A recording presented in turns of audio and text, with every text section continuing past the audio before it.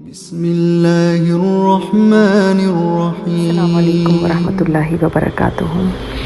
رمضان المبارک کا مہینہ گزر چکا اور ہم لوگوں نے سب نے اپنی اپنی سطح پر کوشش کی کہ ہم زیادہ سے زیادہ نیکیاں کر سکیں، مگر سوال یہ ہے کہ رمضان کے بعد اب ہم کہاں کھڑے ہیں؟ شیخ الاسلام امام ابن تیمیہ فرماتے ہیں کہ اگر دیکھنا ہو کہ کسی کی رمضان کی عبادت قبول ہوئی ہے یا نہیں، تو اس کے رمضان کے بعد کے اعمال دیکھیں۔ اگر رمضان کے بعد بھی نیک اعمال پر وہ اسی طرح استقامت اختیار کرتا ہے جیسے رمضان میں تھی، تو سمجھ لیں کہ اللہ تعالیٰ نے رمضان میں اس کی ہوئی عبادت کو اور اطاعت کو قبول فرما لیا، اور اسی وجہ سے اللہ تعالیٰ نے اس کو یہ توفیق دی ہے کہ وہ اپنے اعمال کو جاری رکھ سکے۔ تو لہٰذا ہمیں سب کو دیکھنا چاہیے کہ ہم کہاں کھڑے ہیں رمضان کے بعد۔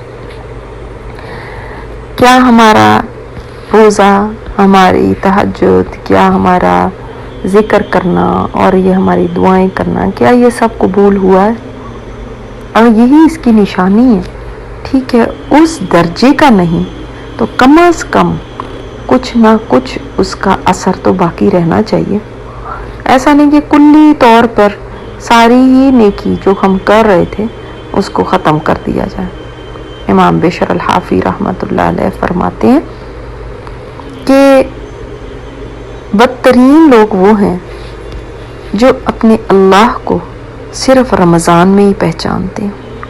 یعنی کچھ لوگ ایسے ہیں جو رمضان میں تو بہت شوق اور محنت سے عبادت کرتے ہیں، مگر رمضان ختم ہوتے ہی ایسے ہی چھوڑ دیتے ہیں اور ایسے غافل ہوتے ہیں جیسے کبھی رمضان ان کی زندگی میں آیا ہی نہیں تھا۔ وہ رمضان میں کیا کرتے تھے بالکل بھول جاتے ہیں۔ ٹھیک ہے، اگر آپ رمضان میں مثال کے طور پہ آدھا سپارہ روزانہ پڑھتے تھے یا ایک پڑھتے تھے، تو کم از کم اب ایک صفحہ پڑھ لیں۔ اسی طرح رمضان کا پورا مہینہ روزہ رکھا تو کم از کم ہفتے میں ایک دن روزہ رکھ لیجئے۔ رمضان کا پورا مہینہ آپ نے تراویح پڑھی تو اب کم از کم تہجد میں 2 نفل ہی پڑھ لیں۔ لیکن کچھ نہ کچھ اثرات ضرور باقی رہنے چاہیے۔ امام ابن القیم فرماتے ہیں تمہارے عمل کے قبول ہونے کی نشانی یہ ہے کہ تمہیں اپنا عمل بہت ہی حقیر اور ناکافی محسوس ہونا چاہیے، حتیٰ کہ اپنے ہر نیک عمل کے بعد بھی استغفار کرتے رہو۔ یعنی جب ہم نے یہ نیکیاں کر لیں تو ہم یہ نہ سمجھیں اب کافی کر تو لیا ہم نے رمضان میں، اب اور کتنا کریں۔ نہیں، جو کیا وہ بھی ہمیں لگنا چاہیے کہ یہ بھی ناکافی تھا، یہ بہت کم تھا، بہت ہی حقیر تھا جو ہم کر چکے، ہمیں اور زیادہ کرنے کی ضرورت ہے، بلکہ جو ہم کر چکے اس میں نہ جانے کتنی ہم نے کمیاں کی ہوں، تو اس کے اوپر بھی استغفار کرتے رہیں کہ جو کوتاہی ہو گئی، جو کمی رہ گئی، اس طرح سے نہیں کر پائے جیسے کرنا چاہیے تھا۔